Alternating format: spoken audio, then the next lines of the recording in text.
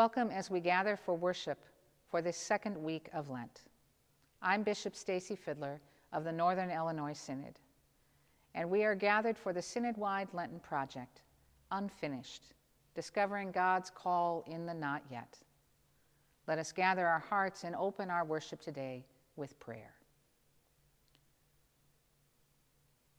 Open my heart, O God, to the mysteries of your saving love.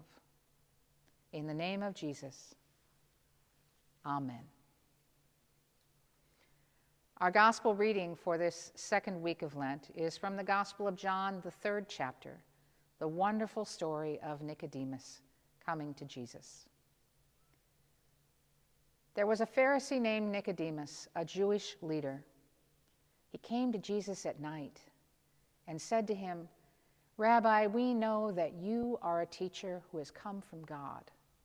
For no one could do these miraculous signs that you do unless God is with him." Jesus answered, "I assure you, unless someone is born anew, it is not possible to see God's kingdom." Nicodemus asked, "How is it possible for an adult to be born? It's impossible to enter the mother's womb for a second time and be born, isn't it?" Jesus answered, "I assure you, unless someone is born of water and the Spirit, it is not possible to enter God's kingdom.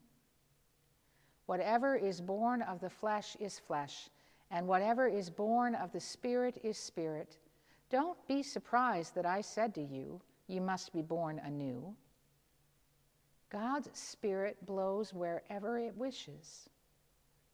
You hear its sound, but you don't know where it comes from or where it is going. It is the same with everyone who is born of the Spirit." Nicodemus said, "How are these things possible?" Jesus answered him, "You are a teacher of Israel, and you don't know these things. I assure you that we speak about what we know and testify about what we have seen, but you don't receive our testimony. If I've told you about earthly things and you don't believe, how will you believe if I tell you about heavenly things? No one has gone up to heaven except the one who came down from heaven, the human one. Just as Moses lifted up the snake in the wilderness, so must the human one be lifted up, so that everyone who believes in him will have eternal life. God so loved the world that he gave his only Son, so that everyone who believes in him will not perish, but will have eternal life. God did not send his Son into the world to judge the world, but that the world might be saved through him." The Gospel of the Lord.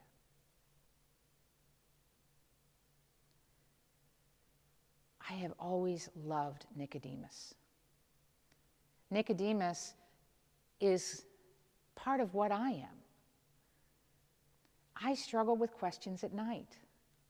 I wake up in the night and I wonder, what does that mean? What should I do next?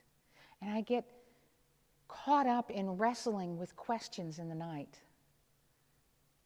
I first became obsessed with Nicodemus and his journey to Jesus at night when I was in college, when I realized that he got up and he risked everything to go to Jesus, but at night so that people wouldn't see him, and in hopes that he would have all the answers. But that wrestling in the night didn't bring to him what he wanted. Jesus didn't lay out all the clear answers and answer all the questions that Nicodemus had. Nicodemus goes away to wrestle another day. He goes away knowing even more that this man is probably from God, but not having all the answers. It took a real openness for Nicodemus to go. And it took a real openness for Nicodemus to be open to the questions, to wonder with Jesus what was going on, what God might be up to. That's one of the most important things I think about Nicodemus.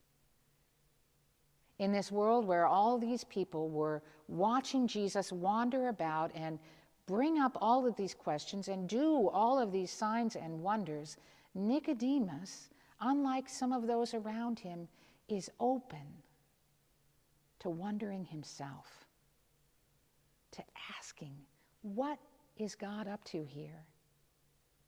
Who is this man? What does it mean to be born anew? How has he come from God? Nicodemus is open to asking the questions, to letting his heart explore, knowing that at some point he may have to say no, but that also at some point he may get to say yes. Yes, this man is from God. Openness is at the heart of who Nicodemus is in this story. Openness and maybe a little confusion, but we've all been there. We've all had those times of wrestling with confusion and openness and wonder and trying to figure out what is the next step.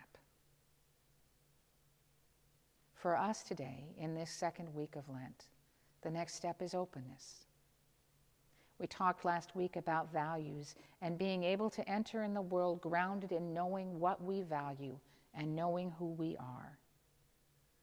Having named that, knowing who we are, we move into the step of openness, where we're willing to ask questions. We're willing to wonder. We're willing to be open to what God might be up to in the world. That's the gift of Nicodemus to us. The gift of openness, of questions, and seeing how God might be at work even now.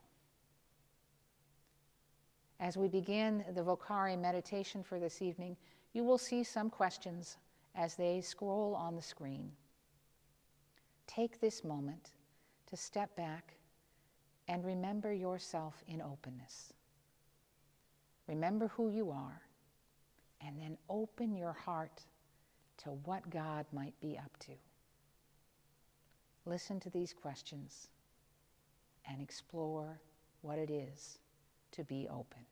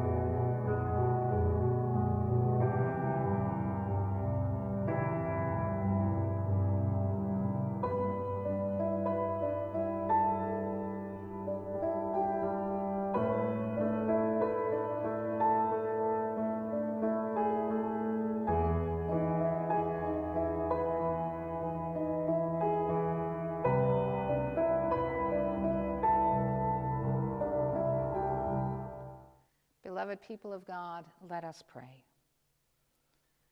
Open my heart, O God, to the mysteries of your saving love. Give me ears to hear and eyes to see your unfolding vision for me and for your world. Accompany me on my seeking journey and lead me to where you would have me go. In the name of Jesus, amen. Go in peace, love and serve the Lord.